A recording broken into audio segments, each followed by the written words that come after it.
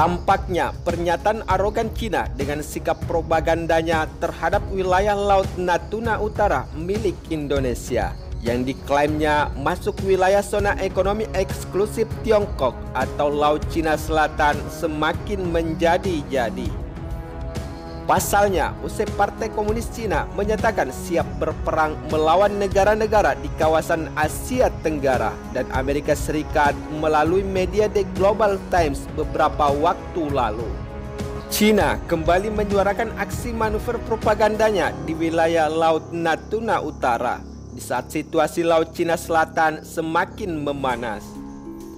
Misalkan saja, Beijing menyatakan jika kapal patroli Cina berhak untuk memasuki perairan yang menjadi yurisdiksinya, sehingga pernyataan tersebut merupakan tanggapan atas laporan Indonesia bahwa kapal penjaga pantai Cina telah memasuki zona ekonomi eksklusif Indonesia di Natuna Utara. Memang tidak bisa dipungkiri jika pasca peristiwa yang menegangkan antara Cina dengan Indonesia pada awal bulan Januari lalu mengenai wilayah laut maritim atau Nine Dash Line yang diklaim sepihak oleh Cina, sehingga pernyataan Partai Komunis Cina melalui The Global Times bisa menjadi adalah sebagai respon terhadap wilayah kedaulatan Natuna Utara Indonesia yang menjadi ancaman saat ini. Sebab baru-baru ini Beijing secara sepihak menyatakan jika hak dan kepentingan Cina di perairan yang relevan di Laut Cina Selatan adalah sudah jelas, kata juru bicara Kementerian Luar Negeri Wang Wenbi dalam konferensi pers Selasa 15 September 2020 kemarin. Namun sebelum adanya pernyataan tersebut, Partai Komunis Cina atau PKC melalui The Global Times menyatakan bahwa telah siap berperang melawan negara-negara ASEAN dan negara lain yang terlibat sengketa wilayah dengan Beijing. Tentunya jika harus berperang selain menghadapi negara ASEAN, sudah pasti Cina akan menghadapi India, Jepang, dan Amerika Serikat, serta beberapa negara lainnya yang masih dianggap Cina belum memiliki wilayah perbatasan antara negara yang diakuinya.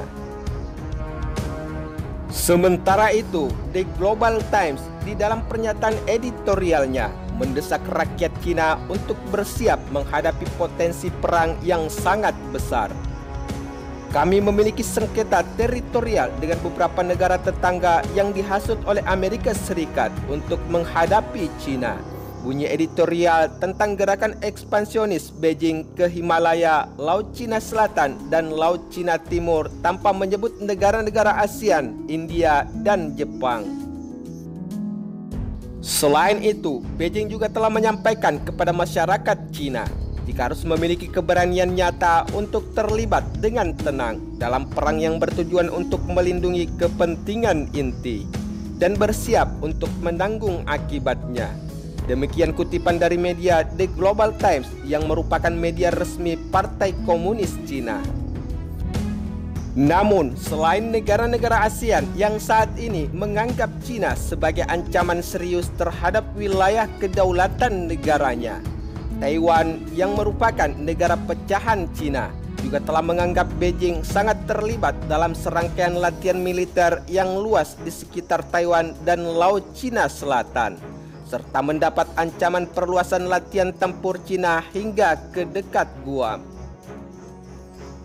Sementara itu, Kepala Badan Keamanan Laut Indonesia Laksmana Madya Aan Kurnia mengungkapkan bahwa kapal patroli Cina telah memasuki zona ekonomi eksklusif atau ZEE di 200 mil lepas pantai Kepulauan Natuna Utara pada Sabtu 12 September 2020 kemarin dan menyingkir pada Senin 14 September setelah dilakukan komunikasi radio. Namun tidak bisa dipungkiri jika di bawah hukum internasional, kapal asing diizinkan untuk melalui zona ekonomi eksklusif atau ZEE suatu negara seperti ZEE Indonesia, tetapi Aan menyebutkan jika kapal Coast Guard Tiongkok tersebut terlalu lama berada di ZEE Indonesia. Apalagi kapal-kapal Coast Guard Tiongkok tersebut menunjukkan aksi yang mencurigakan, Sebab selain mengapung dengan waktu yang cukup lama di zona ekonomi eksklusif Indonesia, kapal penjaga pantai Tiongkok itu juga telah melakukan aksi manuvernya dengan berputar-putar di wilayah Laut Natuna Utara. Seperti dilansir media pemberitaan Reuters, seraya menambahkan angkatan laut dan penjaga pantai akan meningkatkan operasi di perairan tersebut. Namun, walaupun demikian, Indonesia tetap akan bersikap tegas terhadap negara manapun yang melakukan aksi manuvernya di wilayah Laut Maritim Natuna Utara. Sebab Indonesia telah mengganti nama bagian utara ZEE-nya pada tahun 2017 lalu menjadi Laut Natuna Utara. Walaupun hal ini mendorong kembali ambisi teritorial maritim Cina di wilayah tersebut. Namun, meskipun Cina tidak mengklaim pulau-pulau, tetapi kehadiran penjaga pantainya yang hampir 2000 km di lepas daratannya telah mengkhawatirkan Indonesia. Setelah banyak pertemuan antara kapal-kapal Cina di zona ekonomi eksklusif Malaysia, Filipina, dan Vietnam yang mengganggu penangkapan ikan dan kegiatan energi.